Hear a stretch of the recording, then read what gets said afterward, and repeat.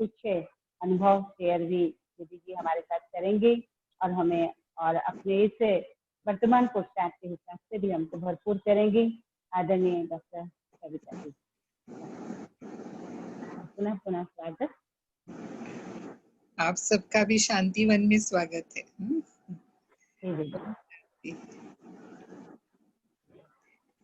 आज हम सभी ने मम्मा का पुण्य स्मृति दिवस मनाया है और मम्मा की विशेषताएं भी स्मृति में लाई। बहुत कुछ सुना होगा मम्मा के बारे में, और जब हम उनके चरित्र सुनते हैं तो निश्चित है हमें प्रेरणा मिलती है और मन में उमंग आता है कि हम भी ऐसा करें। माँ ने ऐसे किया, बाबा ने ऐसे किया, क्योंकि बाबा हमेशा कहते हैं फॉलो फादर एंड मदर। तो बाप समान बनना है, संपन्न बनना है, संपूर्ण बनना है, तो हमारे लिए बहुत सहज विधि है कि जो मम्मा बाबा ने संकल्प बोल और कर्म किए, वही संकल्प बोल और कर्म हम करें। तो कुछ मम्मा के अनुभव सुनाते हुए और फिर मैं जो भी अपने बाबा ने हमें पुरुषार्थ को सहज करने की जो विधियां बताई हैं उस पर थोड़ी चर्चा करेंगे। तो मम्मा की हिस्ट्री तो हम जानते ही हैं। मम्मा जब आई ओम मंडली में तब मम्मा 17 वर्ष की आयु की थी और बहुत ही मम्मा अपने व्यक्तित्व प्रभावित करने वाली थी। कई कलाओं में निपुण थी और आते ही बाबा ने उनको पहचान लिया। यज्ञ में आते ही वो जिम्मेवार बनी और मम्मा ने जब बाबा ने ट्रस्ट बनाया तो उसमें बाबा ने उनको निमित्त बनाया। तो बाबा ने मम्मा ने जैसे वो जिम्मेवारी अपनी ले ली और उस समय से ही समझो वो यज्ञ माता हुई और फिर मम्मा सब उनको कहने लगे। यहाँ तक कि मम्मा की जो माँ थी वो भी उनको मम्मा कहती थी, वो भी समर्पित थे यज्ञ में। और ब्रह्मा बाबा की जो लौकिक पत्नी थी जसोदा माता, वो भी उनको मम्मा कहती थी।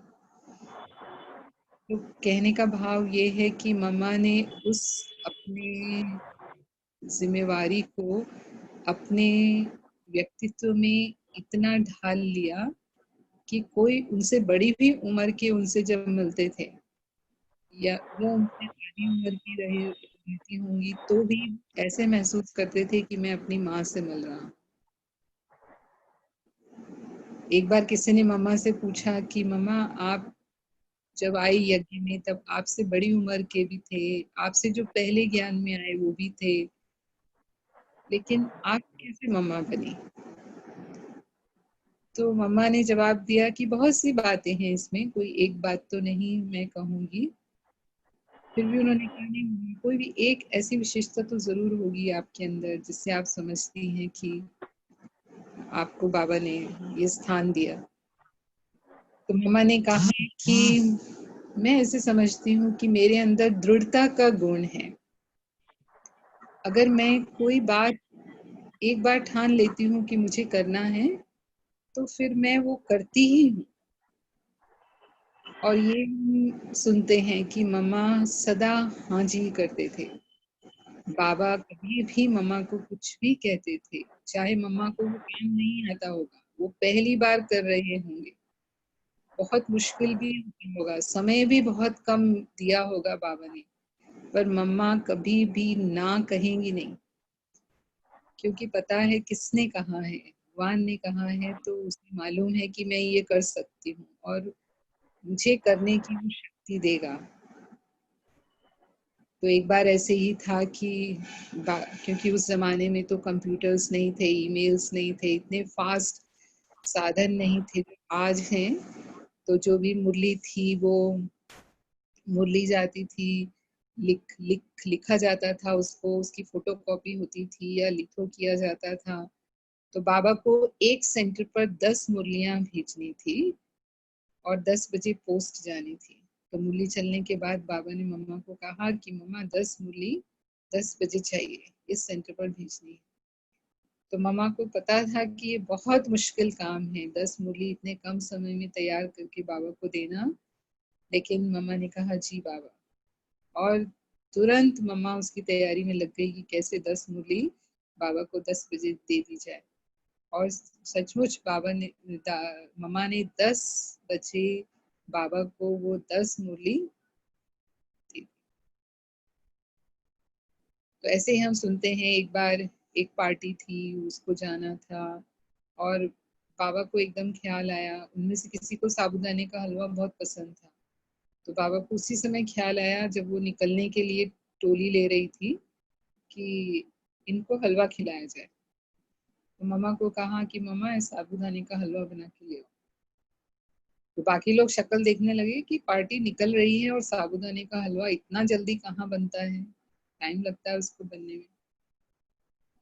तो वो पार्टी गई और बाबा जो है पेड़ तक, पांडव भवन के पीछे जो बरगद का पेड़ था वहां तक रुमाल हिला के जैसे विदाई देने जाते थे पार्टियों को, तो बाबा ने वो विदाई भी दे दी, पार्टी विदा हो गई। और जब देखा कुछ बहनों ने, तो उन्होंने मम्मा को जाके सुनाया कि मम्मा बाबा ने तो पार्टी को विदाई दे दी, पार्टी तो वहां से भी चली गई, तो अभी हलवा क्यों बनाने की जरूरत नहीं है। मम्मा ने कहा नहीं, बाबा ने कहा है तो हलवा बनेगा। और वो हलवा बन के तैयार हुआ और मम्मा उसको डब्बे में डाल के बाबा के पास लेकर के गए। तो बाबा ने एक भाई को बोला कि इसको बस स्टैंड पे ले जाओ और वो पार्टी को दे देना।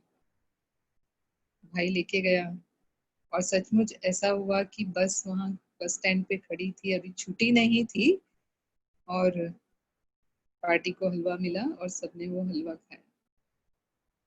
तो बाबा हमेशा हमें भी कहते हैं कि हमें हाँ जी का पाठ पक्का रखना है। कोई भी सेवा हमें हमारे निमित्त कहते हैं, हो सकता है कई बार हमें मुश्किल लगता हो या कोई भी ऐसी स्थिति हो सकती है, लेकिन फिर भी अगर हम हाँ जी कहेंगे तो बाबा अपने आप हमारी वो राहें निकाल देगा, वो आसान। हम हिम्मत रखेंगे, हमने हिम्मत रखी तो बाबा की मदद हमारे साथ है ही है। और बाबा कहता है कि एक कदम हम हिम्मत का उठाते हैं तो 1000 गुना बाबा हमें मदद करते हैं। मुरली के लिए हम मम्मा की मुरली सुनते हैं, कितनी महीनता से मम्मा हर पॉइंट को समझाते हैं कि सबको स्पष्ट समझ में आ जाए। और उसका कारण था कि मम्मा केवल मुरली सुनती ही नहीं थी, मना सुनती थी तभी भी इतना एकाग्रता से, ध्यान से, कि बाबा की तरफ एक टक देखते रहेंगे और एक बार भी मुंह दूसरी तरफ नहीं घूमेगा जब तक कि मुरली चल रही है।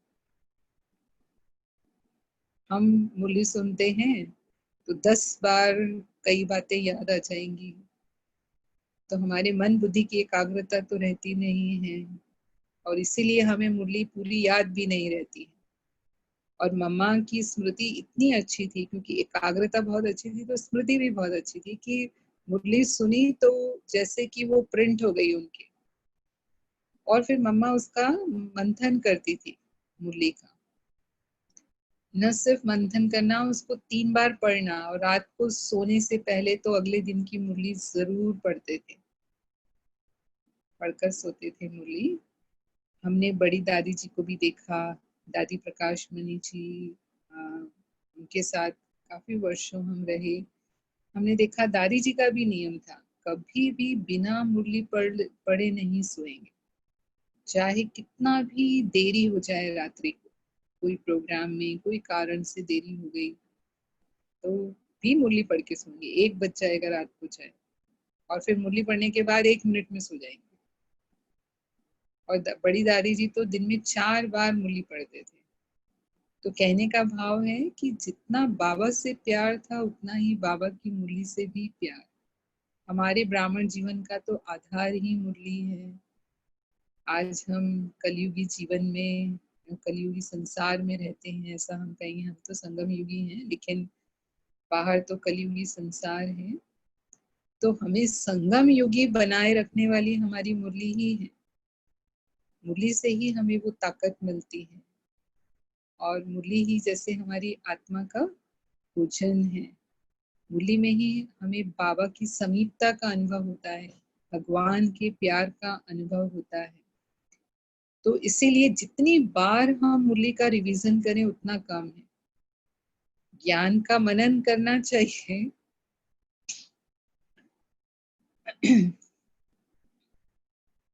लेकिन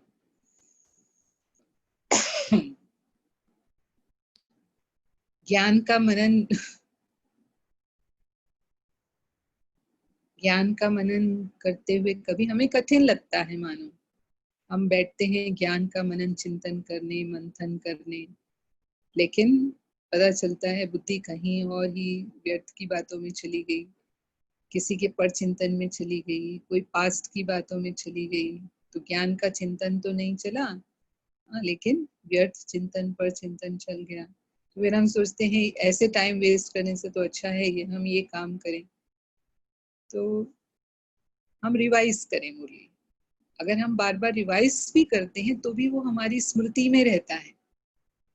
हम अपने लिए कुछ खास पॉइंट्स जरूर नोट कर लें। हर दिन की मुरली में हमारे लिए कुछ ना कुछ, जैसे बाबा ने कहा है, ऐसा हम खुद महसूस करते हैं कि ये बात तो जैसे बाबा ने मुझे ही कही है, ये मेरी समस्या उसके बारे में जैसे बाबा ने कहा। तो उसे अगर हमने नोट कर लिया और वो ही हमने अगर रिवाइज कर लिया, या जो मुरली में बाबा ने हमें विशेष सम्मान दिए या कुछ धारणा की बातें, विशेष अंडरलाइन करने वाली बातें, वो भी हमने स्मृति में रखी। तो कहने का भाव ये है कि कैसे हमारे मम्मा बाबा ने पुरुषार्थ किया और वो नंबर 1 बने। ऐसे ही अगर हम पुरुषार्थ करते हैं, उतना ही अटेंशन हम देते हैं, और इसमें हमारा बहुत बहुत बहुत लाभ होता है। वो इसीलिए लाभ होता है क्योंकि हमारी मन की स्थिति सदा श्रेष्ठ होती है, क्योंकि जैसी स्मृति वैसी स्थिति बनती है। अगर मुरली हमारी स्मृति में है, माना ज्ञान हमारी स्मृति में है, तो हमारी स्थिति श्रेष्ठ होगी। तो किसी भी परिस्थिति को या माया आती है तो उस पर विजय पाना हमारे लिए मुश्किल नहीं होगा, क्योंकि हम समर्थ हैं। स्मृति स्थिति हमारी समर्थ है।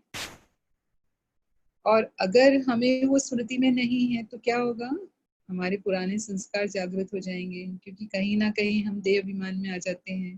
भले हमने अमृत वेला किया, भले हमने मुरली सुनी, लेकिन सारा दिन हम तो कर्म कॉन्शियस होते हैं, या धीरे धीरे हम बॉडी कॉन्शियस भी होते हैं, तो हमारे पुराने संस्कार काम करने लगते हैं। तो वही परिस्थितियां जो साधारण सी लगती हैं उसी में हम फेल हो जाते हैं। फिर हम सोचते हैं बाबा ने तो ऐसे कहा था, ये मैंने ऐसे कर दिया। बाद में हमें याद आता है जब वो हो जाता है।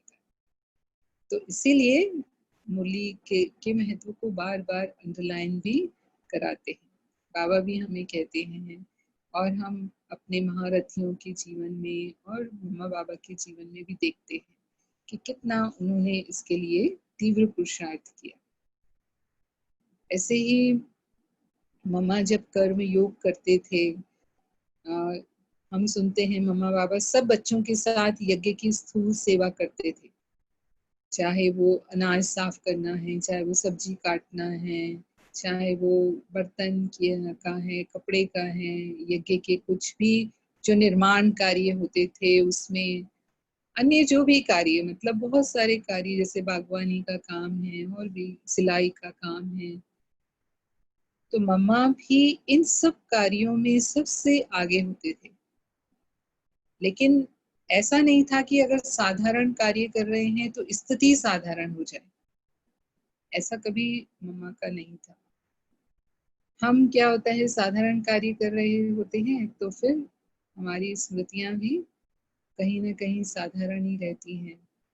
लेकिन बाबा हमेशा कहते हैं कि अगर हमारी स्थिति समान वाली है, स्थिति ऊंची है, तो उसमें भी हम वायुमंडल बनाने की सेवा कर रहे हैं, उसमें भी हम डबल कमाई कर रहे हैं। दो सेवा हमारी साथ साथ चलनी चाहिए।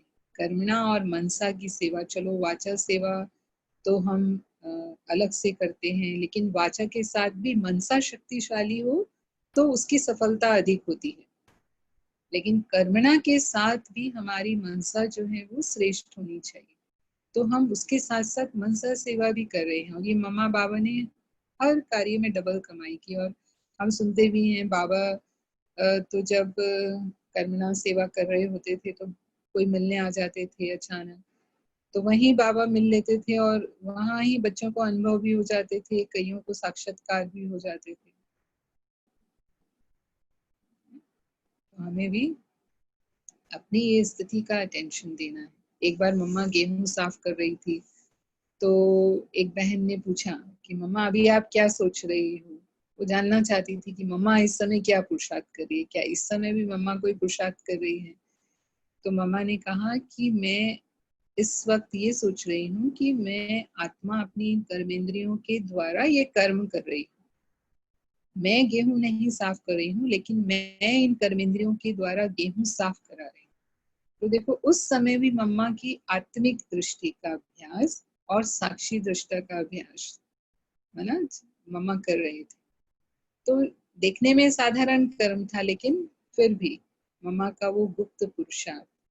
तो हम भी जो भी अपनी कर्मेंद्रियों से कर्म करते हैं, उन कर्मेंद्रियों से मतलब मैं आत्मा कराने वाली हूँ, मैं आत्मा मालिक हूँ, मैं आत्मा मालिक होकर के इन कर्मेंद्रियों से कर्म करा रही हूँ, ऐसा हम समझे। माना न्यारा होना हमारे लिए सहज हो।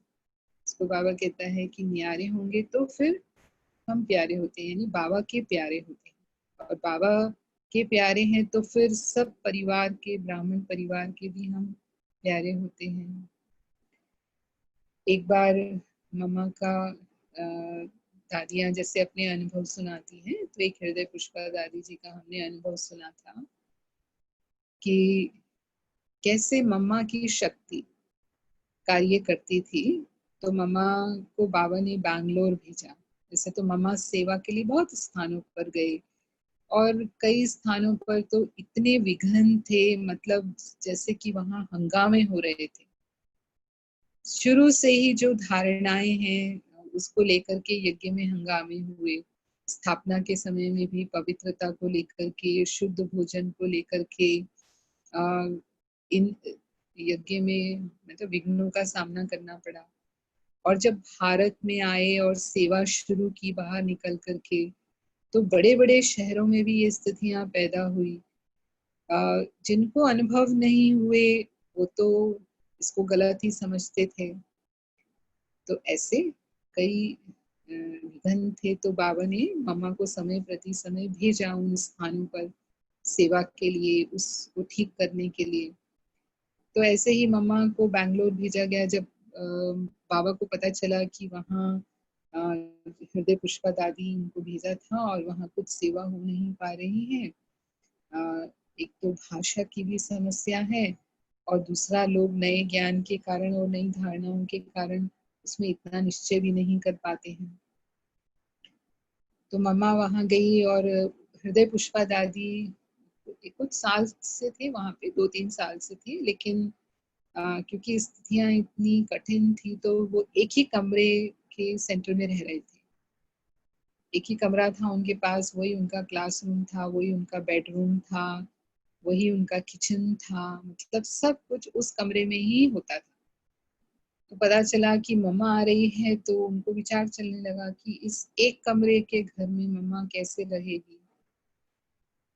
फिर सोचा कि अगर बाबा भेज रहा है तो बाबा जरूर कोई प्रबंध करेगा इसका। तो वो योग में बैठ गई। उन्होंने अपने अनुभव में लिखा है कि मैं योग में बैठ गई, और जब योग में बैठे तो उनको ऐसे टचिंग आई कि ये जहाँ वो रह रही हैं उससे थोड़ा आगे जाएंगे तो एक कमर्शियल स्ट्रीट है, वहां जाएंगे। फिर कमर्शियल स्ट्रीट में वहां एक सेठ रहते हैं। वो सेठ जगदम्बा का भगत है, देवी का भगत है, उनसे मिलेंगे। तो उतर गए, अपने मकान से बाहर निकले और थोड़ा चले आगे, तो उनको कमर्शियल स्ट्रीट दिखाई दी। कमर्शियल स्ट्रीट है और वहां पर काफी शॉप्स थी। तो जो उनको महसूस हुआ कि जो सेठ जी हैं यहाँ पर, तो देखने लगी वो दुकानों में, तो एक जिस दुकान पर उन्हें लगा कि हाँ इसमें जाना चाहिए, वो गए उसके अंदर। तो वहाँ जो सेठ थे उन्होंने पूछा उनको कि माता जी आप किस काम से आए हैं। उसने कहा कि वो तो उस समय तो सीधा ही बोलते थे, तो उन्होंने कहा कि बैंगलोर शहर में जगदम्बा आ रही हैं, तो आप उनसे मिलेंगे। तो उन्होंने कहा कि मैं तो जगदम्बा का भगत हूँ। बाबा ने ऐसे ही टच किया था उनको कि भाई वो सेठ जो है जगदम्बा का भगत है, तो वो सारा प्रबंध कर दे। उसने कहा मैं तो जगदम्बा का भगत हूँ, तो अगर चैतन्य में जगदम्बा आ रही है तो इससे इससे अधिक खुशी की क्या बात है कि मैं उनसे चैतन्य में मिलूंगा। तो बोलो मैं क्या कर सकता हूँ। तो उन्होंने कहा कि उनके रहने के लिए एक मकान और दूसरी व्यवस्थाएं, जो बहुत से लोग उनसे मिलने के लिए आएंगे तो एक हॉल, ऐसे उन्होंने कहा। तो उन्होंने कहा मैंने अभी नई धर्मशाला बनाई है, अभी ही कुछ दिन पहले उसका उद्घाटन हुआ है, तो वो आप चल के देख लो, अगर आपको पसंद आती है तो उसी में उनके रहने का प्रबंध और उनके सब कार्यक्रम का प्रबंध हो जाएगा। तो गए देखने के लिए, तो देखा कि नई धर्मशाला थी, सब सुविधाएं थी उसके अंदर, कोई कमी नहीं थी, और बहुत अच्छा लगा उनको, और वो धर्मशाला उनको मिल गई, और सेठ जी ने सारा रसोई में जो भी आवश्यक सामान चाहिए था वो सब सामान भी दे दिया। तो देखो मतलब मम्मा की पावर, मम्मा पहले वहां पहुंचे, उसके पहले ही जैसे कि प्रकृति दासी होती है, जैसे कहेंगे कि उस अनुसार मतलब बाबा ने उनको निमित्त बनाया, तो मम्मा और बाबा कहेंगे दोनों के ही उससे ये सारा उनको कोई कठिन मतलब वो नहीं करना पड़ा प्रयास, उसके लिए बहुत सहज सहज वो सारे प्रबंध होते गए। और फिर मम्मा पहुंची और वो जो सेठ थे वो मिले मम्मा से, और इतने खुश हुए क्योंकि मम्मा का व्यक्तित्व ही ऐसा था, वो बिल्कुल देवी ही लगती थी और वरदानी थी। उनसे जो मिलता था वो बिल्कुल जैसे उसको लगता था मेरी इनसे मिलकर सब मनोकामनाएं पूरी हो गई। वो बहुत संतुष्ट हुआ, और बहुत सारे लोग जो बैंगलोर के और भी थे जो उस कार्यक्रम में आए वो मम्मा से मिले, सब बहुत संतुष्ट हुए, खुश हुए। फिर मम्मा ने उनको सेंटर के लिए पूछा, तो क्योंकि वो तो एक ही कमरे का सेंटर था तो वो ले जाना नहीं चाहते थे मम्मा को वहाँ सेंटर पर। हाँ उन्होंने एक बात और कही कि मुझे मुझे ऐसा लगा कि मैं मम्मा के लिए कार्ड छपवाऊं, लेकिन कार्ड छपवाने के पैसे नहीं थे मेरे पास।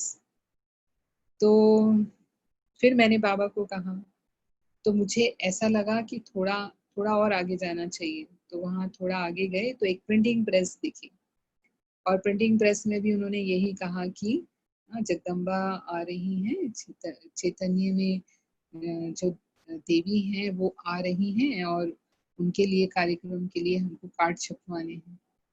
तो उन्होंने उनसे मैटर मांगा, और वो मैटर उन्होंने दिया, और बहुत सहज उनको कार्ड छप के भी मिल गए। ऐसे ही फूलों का प्रबंध भी उन्होंने बताया कि बस एक कोई माली थे अभी कोर्स करने लगे थे, उनसे बात की तो फूलों का भी उन्होंने सारा प्रबंध कर दिया, जो भी सजावट के लिए मम्मा की स्वागत के लिए वो जो भी चाहिए था वो सब हो गया। और इस तरह से मम्मा ने जब उनका वो देखा, उन्होंने जब पूछा सेंटर के लिए और जब वो लेके गए उनको, तो मम्मा को लगा कि कितना सहन करके ये बहन रहती है, बाबा ने तो कितना हमें शहजादियों की तरह रखा है, कितना अच्छी तरह हम रहे हैं यज्ञ में, और अभी कितना मुश्किल और कितना कष्ट सहन करके ये सेवा कर रहे हैं। तो मम्मा ने कहा आप चलो मेरे साथ वापस। तो उन्होंने कहा कि नहीं, मैं नहीं जाऊंगी। बाबा ने मुझे कहा था कि चैतन्य फूलों का गुलदस्ता तैयार करके लाना है, तो जब तक वो गुलदस्ता तैयार नहीं हो जाएगा चाहे जैसे भी मुझे रहना पड़े, है ना, ये अटूट निश्चय की बात, जैसे कि किन्हीं भी स्थितियों में कभी भी घबराए नहीं, और कभी भी क्यों क्या का प्रश्न नहीं आया, कैसे होगा क्या होगा, मैं अकेली हूँ ऐसे शहर में जिसकी भाषा भी मैं नहीं जानती हूँ, कुछ मेरे पास धन नहीं है, क्योंकि उस समय यज्ञ में बेकरी पार्ट चलता था। और ऐसा ही हुआ, वो सुनाते हैं कि सचमुच मम्मा के आने के बाद सेवा बढ़ी और कुछ भाई बहनें तैयार हो गए, जैसे का गुलदस्ता तैयार हो गया, और फिर उनको लेकर के वो बाद में फिर माउंट आबू गए। और बेंगलोर में लास्ट तक हृदय पुष्पा दादी वहाँ बेंगलोर में ही वो सेवा करते रहे। कहने का भाव ये है कि जो भी हमारे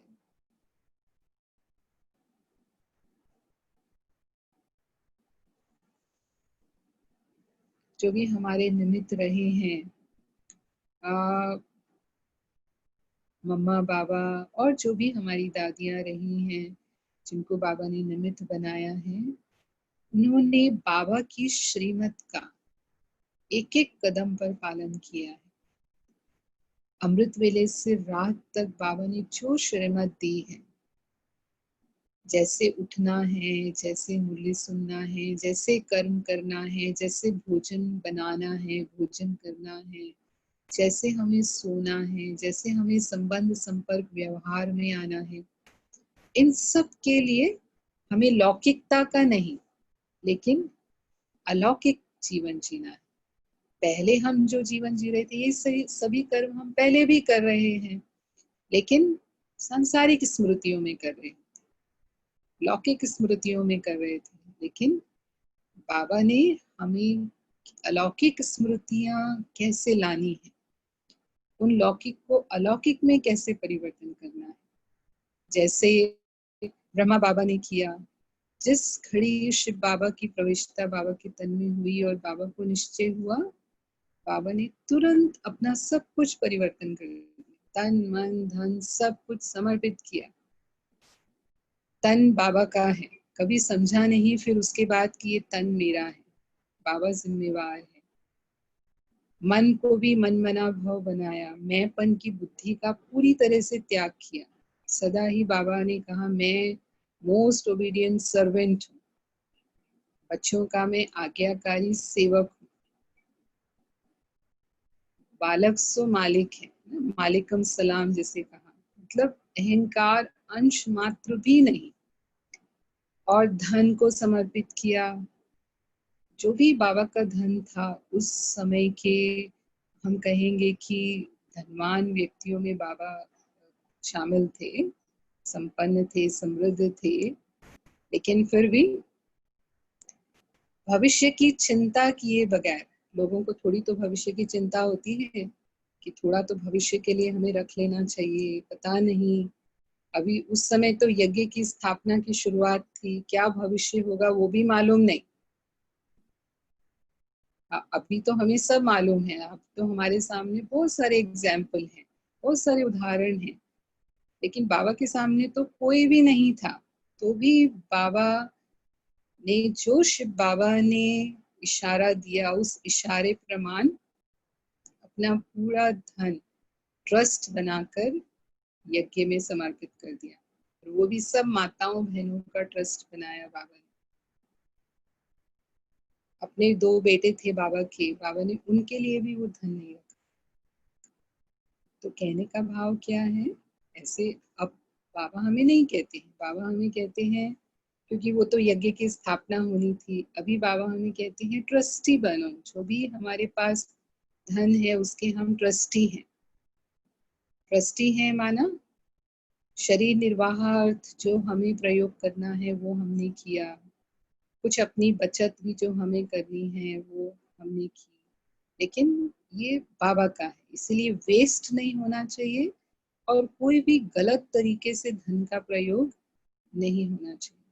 यथाशक्ति जितना हम बाबा के लिए सफल करते हैं ईश्वरीय सेवा में, वो हमें पता है कि वो देना नहीं है लेकिन पदम गुना प्राप्त करना है। वही हमारे 21 जन्मों की प्रारब्ध हमारे साथ चलने वाली है। तन भी जैसे बाबा ने समर्पित किया, बाबा तो रथ थे, लेकिन हमारे लिए भी बाबा कहते हैं कि कभी भी नहीं समझो ये तन मेरा है। जैसे कहते हैं तन मन धन सब कुछ तेरा, तेरा तुझको अर्पण। तो तन भी बाबा ने मुझे ईश्वरीय सेवा अर्थ दिया है। अभी हमारा ये मर्जीवा जन्म है, अलौकिक जन्म का मतलब क्या हुआ, दिव्य जन्म है ना अभी हमारा।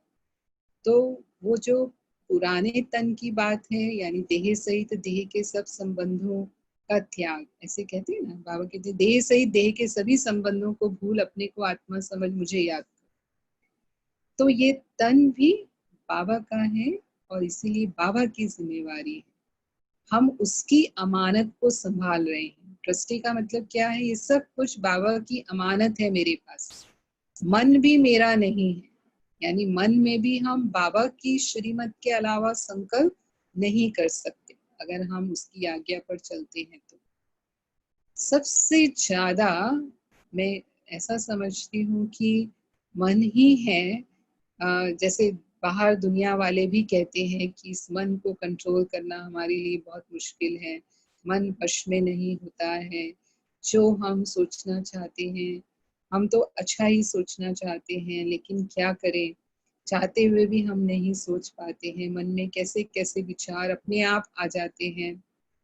तो कई बार ब्राह्मण बनने के बाद भी हमारा मन मनमत और परमत पर चल जाता है। श्रीमत पर सदा चले, इसकी बजाय मेरे संस्कारों के अनुसार मन के विचार चल जाना, या दूसरों के राय, दूसरे क्या सोचते हैं, दूसरे क्या सोचेंगे, जिसको बाबा कहते हैं लोक लाज। हम बहुत लोक लाज का ध्यान रखते हैं कई बार, तो उसके वश होकर के हम सोचते हैं। लेकिन मन भी समर्पण बाबा को, और फिर संबंध भी समर्पण किए। संबंधों के लिए भी बाबा कहते हैं मेरा मेरा नहीं समझो, ये मेरे हैं नहीं, किसके हैं, बाबा के। बाबा ने मुझे निमित्त बनाया है इनकी सेवा के लिए। मेरा तो एक शिव बाबा है, एक बाबा ही मेरा संसार है। चाहे बेटा है, चाहे पति है, चाहे और भी संबंधी हैं, बहन है, भाई है, माँ है, जो भी हैं, वो सब के लिए बाबा ने मुझे निमित्त रखा है। तो हर उसमें ट्रस्टी माना, कमल फूल समान हमारा जीवन। जैसे बाबा भी प्रवृत्ति वाले थे, गृहस्थी थे, बाबा की गृहस्थी बहुत बड़ी थी, बाबा का बिजनेस था, व्यापार था, सब हम बाबा को देख करके सीख सकते हैं कि कैसे बाबा ने कर्म किए। जैसे हमने कहा ना कि फॉलो फादर मदर हमें करना है। हम सभी चाहते हैं कि हम तीव्र पुरुषार्थ करें, क्योंकि अभी का जो समय है वो कम समय में मंजिल पर पहुंचने का है।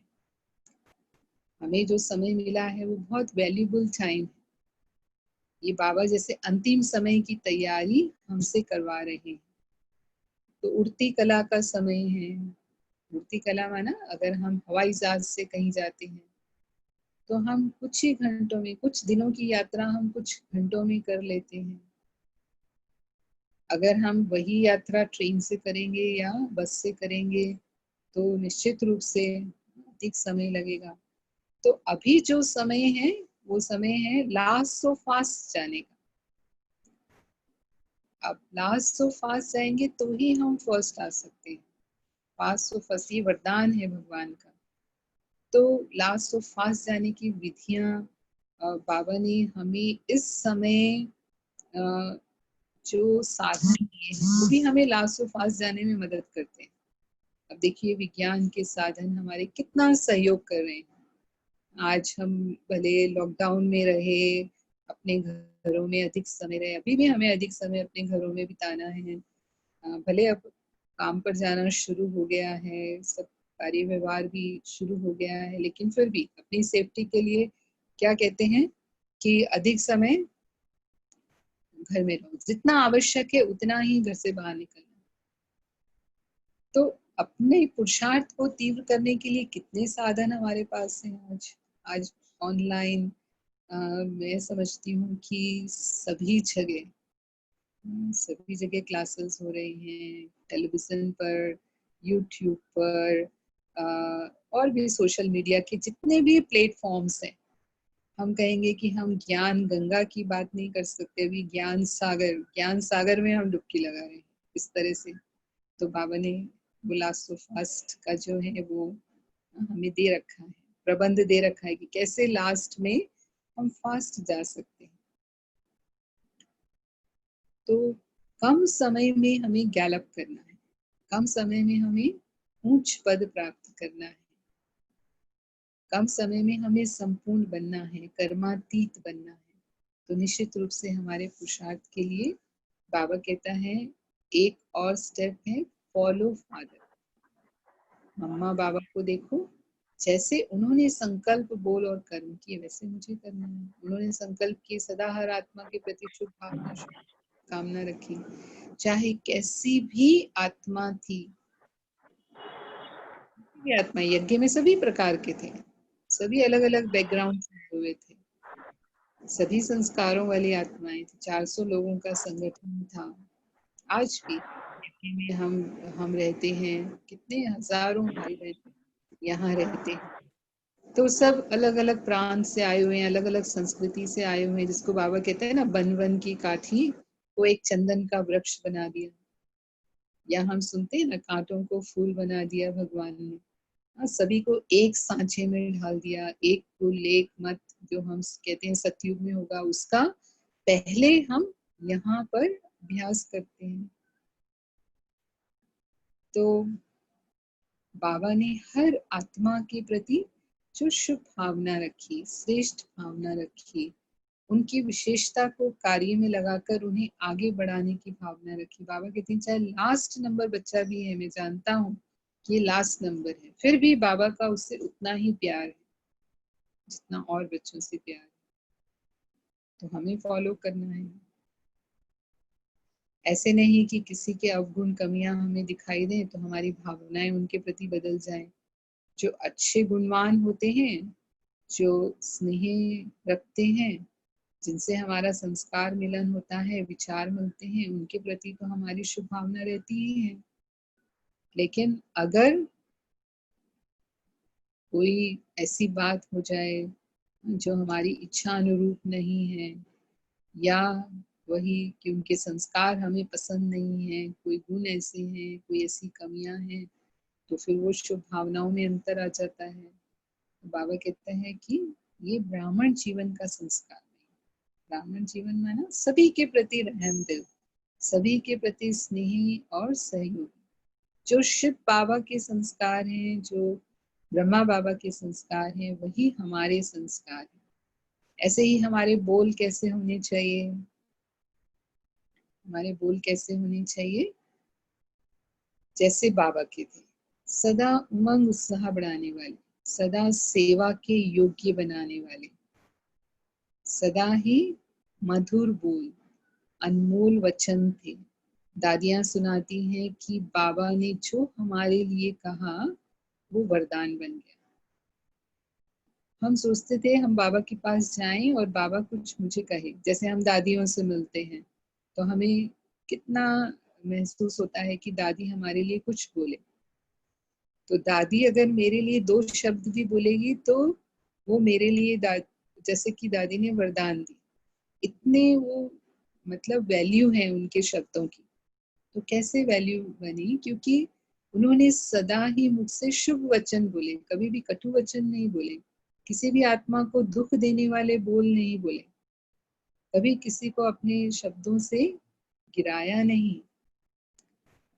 हम कब कटु वचन बोल जाते हैं, बोलने हमें भी ऐसे ही वचन चाहिए सदा, और हम बोलते भी हैं, लेकिन कब कटु वचन बोल जाते हैं, जब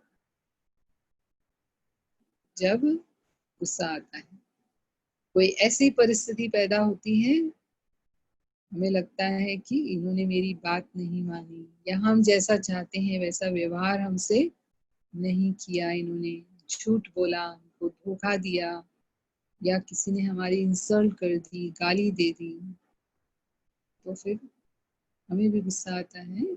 और हम भी दुनिया में जैसे लोग जैसे को तैसा करते हैं ना, इसने कहा तो मैंने भी कह दिया, तो हम 2 बार चुप रह जाएंगे, 3 बार चुप रह जाएंगे, 4 बार चुप रह जाएंगे, फिर सोचते हैं आखिर ये तो कोई लिमिट होती है, कितना सुनेंगे, बहुत सुन लिया, अभी इसको अच्छी तरह से बता दो तभी ये चुप होंगे।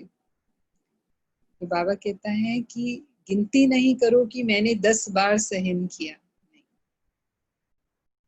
लेकिन मेरा कर्तव्य क्या है। अगर कोई आत्मा गुस्सा कर रही है या कोई ऐसा व्यवहार कर रही है तो समझो वो परवश है, माया के वश है, और अगर कोई परवश है तो उस पर मुझे रहम करना है। जैसे फायर ब्रिगेड का काम क्या होता है, फायर ब्रिगेड का काम होता है कि कहीं आग लगी हुई है, उस आग को बुझाना है। फायर ब्रिगेड आग में घी डालने का काम नहीं करती, माना उस आग को भड़काने का काम नहीं करती है, उसका कर्तव्य है आग को बुझाना।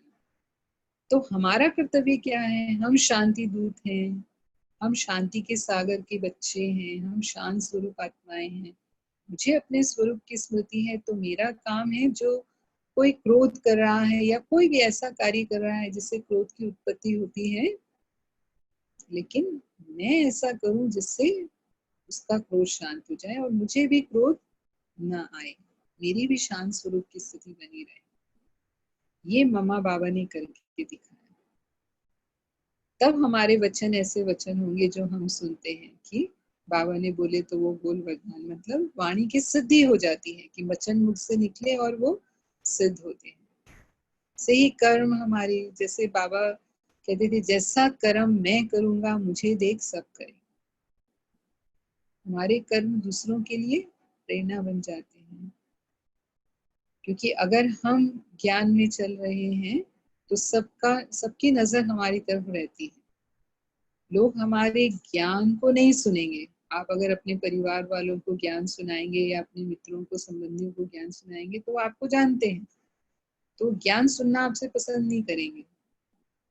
आज शिक्षा लेना कोई पसंद नहीं करता है, लेकिन अगर आप अपनी व्यवहार से, चलन से अपना जीवन परिवर्तन उनको दिखाएंगे, वही उनके लिए ज्ञान है।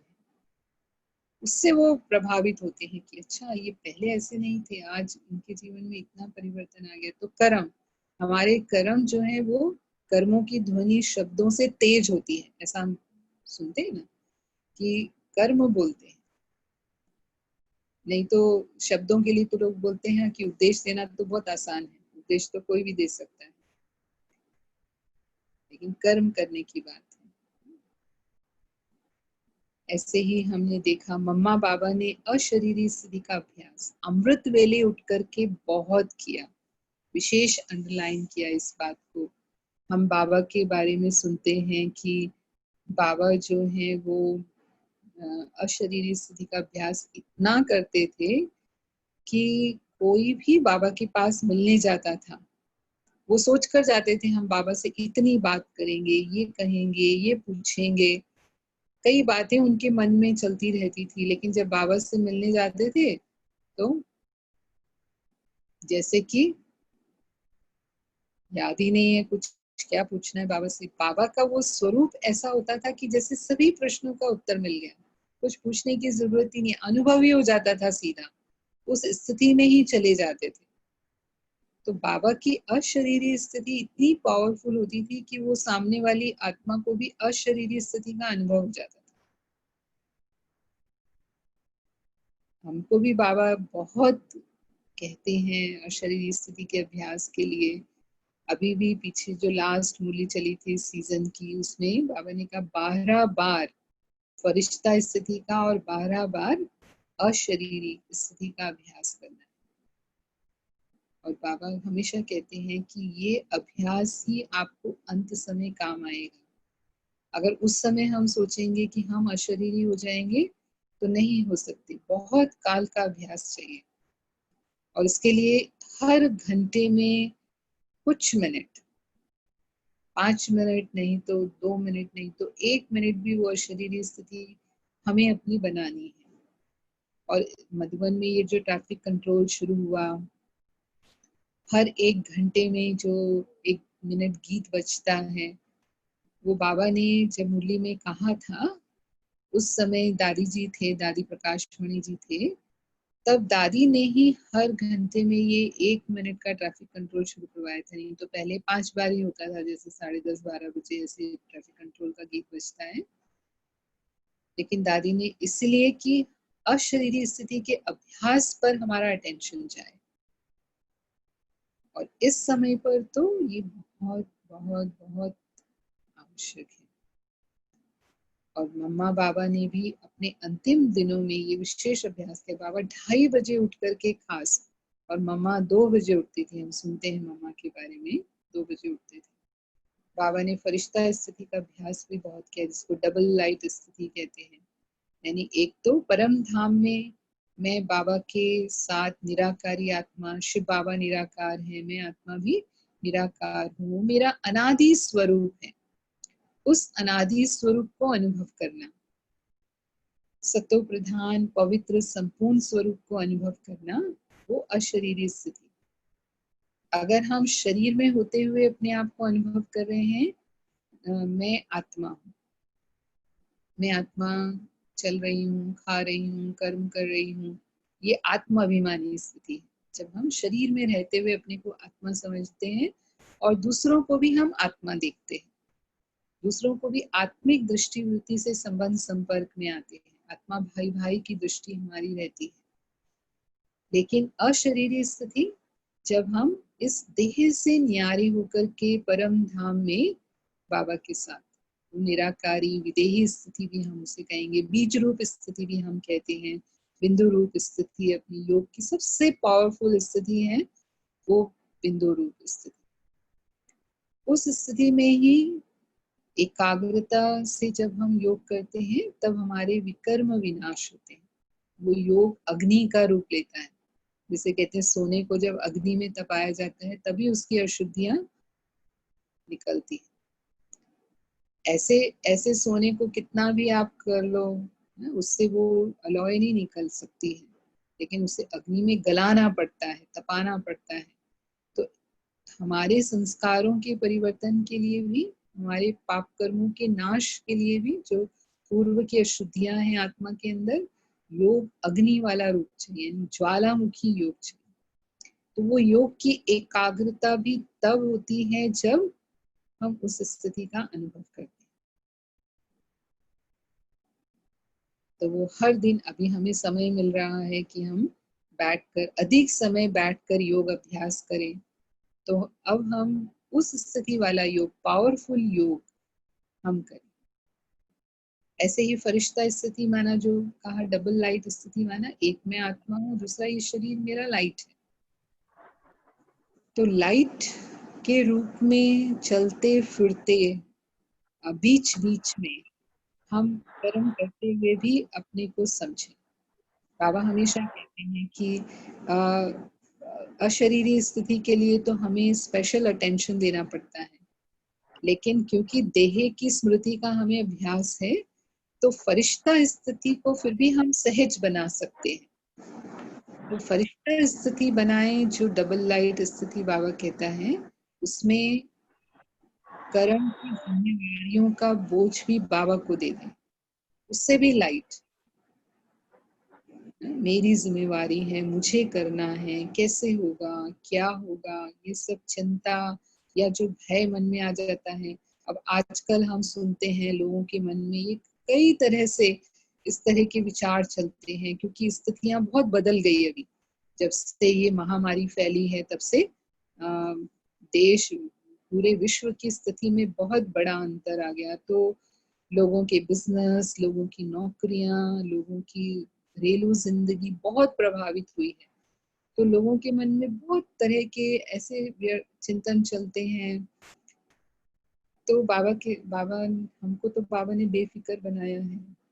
हमारा जिम्मेवार कौन है? हमें ये चिंतन करना ही नहीं है। बस जो अपना कर्म है वो हम करते जाएं। जिम्मेवार बाबा है। जैसे बच्चे होते हैं, माँ बाप के ऊपर छोड़कर अपना काम करते हैं, तो मन से निश्चिंत होते हैं, कर्म करते हैं लेकिन मन से निश्चिंत होते हैं। तो हल्कापन, यानी वो भी हल्कापन, कि हमें किसी भी बात की चिंता नहीं करनी है, हमारी फिक्र करने वाला बाबा है। तो अपनी फिक्र हम बाबा को दे दें। जब वो खुद बाबा हमें कहते हैं अपना बोझ मुझे दे दो, तो हम क्यों अपना बोझ लेकर के चलते हैं। और ऐसे ही बाबा ने, जो हम देखते हैं कि लास्ट में जो बाबा के सामने कर्म बंधन आए, वो कर्म बंधन या जो कर्म का हिसाब किताब बाबा के सामने आया, और बाबा ने उसको बहुत महसूस नहीं किया, क्योंकि इतना अशरीरी स्थिति का अभ्यास था, तो सहज ही कर्मातीत बने कि लास्ट दिन भी बाबा ने अपने सब कर्तव्य किए। और जो नष्टो मोहा स्मृति लब्धा स्थिति का गायन है, जो बाबा अंतिम पेपर कहता है कि हम सबको नष्टो मोहा स्मृति लब्धा बनना है। मोह जो होता है वो अंश वंश में कहीं ना कहीं व्यक्ति में रहता है, और अंतिम पेपर मतलब उसी को पार करना और कर्मातीत बन जाना, ये हम कहेंगे कि सबसे बड़ा पेपर है।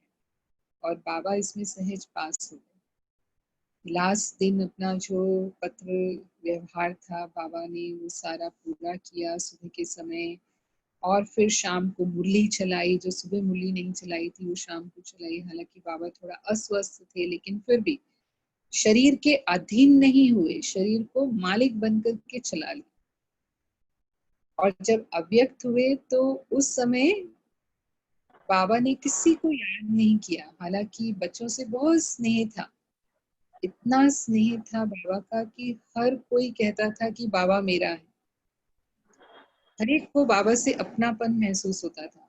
कोई पहली बार भी बाबा को मिलेगा ना तो उसको ये नहीं लगेगा कि मैं किसी दूसरे से मिलकर आया हूँ। ऐसा महसूस करती थी कि बाबा तो मेरा है। तो इतना स्नेह सदा बच्चों को देते रहे, और बच्चे भी बाबा से बहुत स्नेह करते थे। तो था, लेकिन किसी को भी बाबा ने याद नहीं किया कि ये हो। हालांकि थे, दादी वगैरह थे पास में, लेकिन मेरे बाद यज्ञ कौन संभालेगा, कौन ये सब, इसको मैं कुछ समझा दूं या बता दूं, कुछ बाबा ने उसका कोई विचार या कोई संकल्प बाबा को नहीं था। और सहज ही, जैसे कहते ना कि शरीर से पंछी जैसे बहुत सहज रीति से बाबा व्यक्त हुए। तो बाबा हमें कहते हैं कि ऐसे ही हम बाबा के बच्चों को भी कहते हैं ना कि अंतमति सो गति। सारी तैयारी किस चीज के लिए होती है कि अंत में हमारी बुद्धि कहीं ना जाए। अंत की जो परिस्थितियां होंगी, उस समय तो विनाश की स्थितियां नहीं थी, लेकिन बाबा विनाश की स्थितियों की बात करते हैं कि विनाश के समय तो सभी चीजें बुद्धि को खींचने वाली होंगी, हलचल में लाने वाली होंगी। एक तरफ तो तमोगुणी वाइब्रेशन वातावरण ना, वो क्योंकि अगर दूसरे अशांत होंगे मानो, तो उनकी अशांति का असर मेरे पर भी आ सकता है। मेरे घर में कोई दुखी है तो हम उनके साथ रहते हुए क्या उस दुख का असर हमारे पर नहीं आएगा? इतना साक्षी हम हो सकते हैं ना। ये पहले से हमें प्रैक्टिस करनी होगी कि तो किसी के दुख में मुझे दुखी नहीं होना, लेकिन उसके दुख को देखते हुए, साक्षी होकर देखते हुए उसको कैसे मुझे सहयोग करना है। यानी हमसे और उनको हिम्मत मिले, और हमसे उनको उमंग मिले, उनको आशा का संचार हो। ऐसे ही जो हमारे संस्कार हैं, बाबा कहते हैं हमें लगेगा कि हमने तो अपने सब संस्कारों को जीत लिया, अपने विकारों को जीत लिया, लेकिन वो ही अंतिम दांव लगाने के लिए, यानी कोई कमजोरी हमारी कब रह गई, और वही उस समय आएगी हमारा पेपर लेने के लिए। माया और संस्कार उसी समय अपना रूप दिखा सकते हैं, तो उनको जीत लेना। फिर प्रकृति भी, प्रकृति के पांचों तत्वों में से भी कोई ना कोई तत्व, क्योंकि तत्वों की हलचल होगी ही सही विनाश के समय, तो वो तत्वों की हलचल से मन को न्यारा कर पाना। फिर इविल सोल्स होंगी, क्योंकि थोक में जब मृत्यु होती है, एक साथ जब बहुत मृत्यु होती है, तो इतनी आत्माएं उनको मुक्ति मिले, मुक्ति मिले तब तक कहते हैं, बाबा कहते हैं इविल सोल्स का असर भी आ सकता है। अगर हम किसी भी रीति से भी थोड़ा भी कमजोर हुए तो ऐसा हो सकता है। तो क्या हम इन परिस्थितियों में रहते हुए कर्मातीत बन सकते हैं? हाँ, कभी हम अपने आप को विचार दें, सोचें कि इन बातों का प्रभाव मेरे मन पर पड़ता है। उस समय हम 1 मिनट में क्या देह सहित देह के सर्व संबंधों से न्यारे होकर एक बाबा में मेरी बुद्धि लग जाए, अंतमति सो जो गति की बात है, तो क्या सिर्फ एक बाबा ही मुझे याद रहेगा उस समय, या ये हलचल में मेरी बुद्धि भी खिंच जाएगी और हम उसके प्रभाव में आ जाएंगे। तो जैसे मम्मा बाबा ने पुरुषार्थ किया, तीव्र पुरुषार्थ किया और संपूर्ण अवस्था को प्राप्त किया, संपन्न बने, हमारे लिए भी बाबा ने ये समय दिया है कि हम अपने पुरुषार्थ को उसी स्तर का बना लें। और जितना हमारा ये बहुत समय का पुरुषार्थ होगा, उतना ही अंत समय में हम खुद ही नहीं, लेकिन हम अन्य आत्माओं को भी मनसा सकाश के द्वारा, मनसा सेवा के द्वारा सहयोग दे पाएंगे। यानी हमारी मनसा इतनी पावरफुल होगी, अगर हम शांत हैं, अगर हम श्रेष्ठ स्थिति में हैं, तो निश्चित रूप से हम अन्य आत्माओं को भी शक्तियां दे पाएंगे। तो हम उनके लिए भी कर पाएंगे। जैसे हम सुनते हैं कि बाबा ने कैसे समय प्रति समय बच्चों को सहयोग दिया मनसा सकाश के द्वारा। तो इस समय भी हमारा फर्ज है, जो विश्व में स्थिति चल रही है, उस स्थिति के अनुसार हम विश्व को सहयोग दें। और जितना हो सके, जितना समय हम योग में बैठते हैं, हम निश्चित कर लें कि दिन में कम से कम 5 बार या जितनी भी बार हम कर सकते हैं, मुझे ये मनसा सहयोग विश्व की आत्माओं को देना है। तो बाबा कहता है, आप बच्चे मेरे साथ ही विश्व के कल्याणकारी हो, विश्व के सेवाधारी हो, विश्व के आधार मूर्त हो, उधार मूर्त हो, पूर्वज हो, इस कल्प वृक्ष के मूल तना में हो। तो ये हमारा कर्तव्य है। तो आज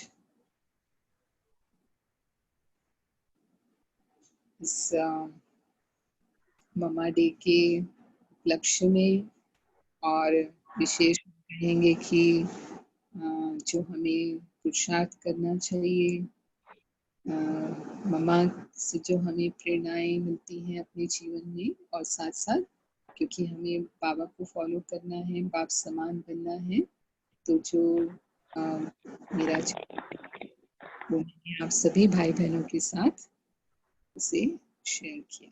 तो अभी मैं इसको यही समाप्त करती हूँ। ओम शांति। ओम शांति। आदरणीय देवी जी का बहुत बहुत शुक्रिया। और 1 घंटा कैसे बीत गया मालूम नहीं पड़ा। ऐसा लग रहा है कि बस सुनते ही जाएं, सुनते ही जाएं। आपने बहुत ही हम सबको भरपूर किया। तो आदरणीय दीदी जी, आपका आदर्श बहन की तरफ से सब मेरी और सेंटर के सभी भाई बहन और सभी ग्वालियर के जो इंद्रगंज सेंटर के भाई बहन, सभी की ओर से आपको बहुत बहुत शुक्रिया, जो आपने इतना सुंदर हम सबको मम्मा बाबा के अनुभवों से और विभिन्न प्रकार के पुरुषार्थ की गहराई में जाने के रहस्य समझाए।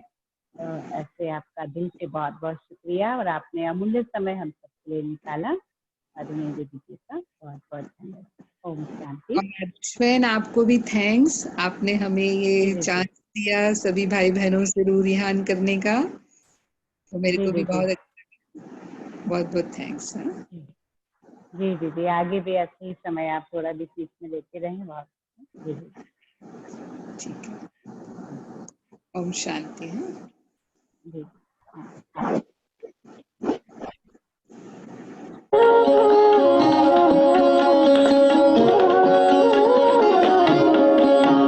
अरे शिव की याद रहेगी तब आँखों में समाया होगा, हम धन्य तभी बन पाएंगे जब ऐसा प्रिय जीवन होगा।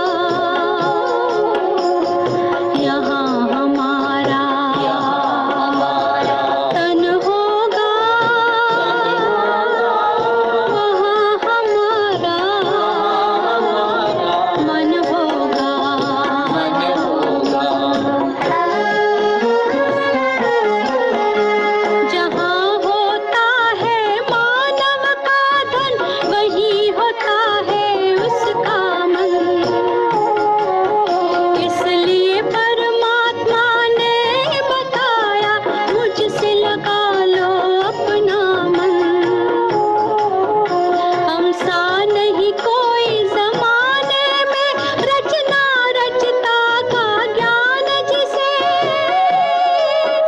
पर ऐसा भी बनना होगा नहीं कभी अभिमान जिसे। यहाँ हमारा तन होगा, वहाँ हमारा मन होगा।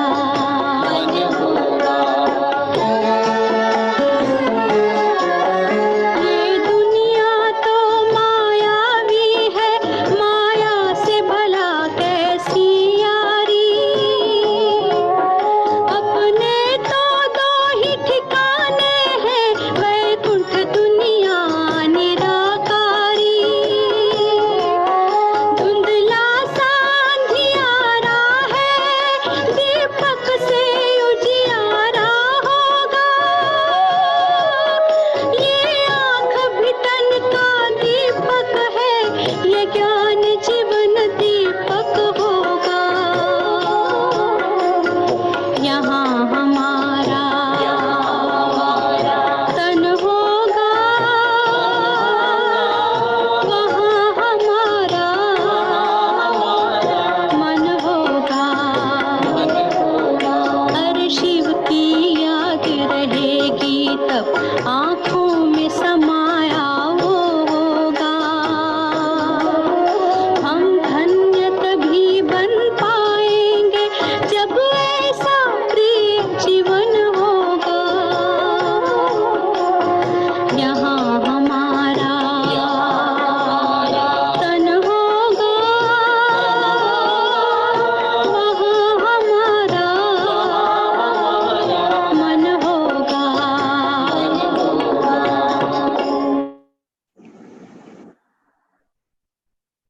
ओम शांति। ओम शांति।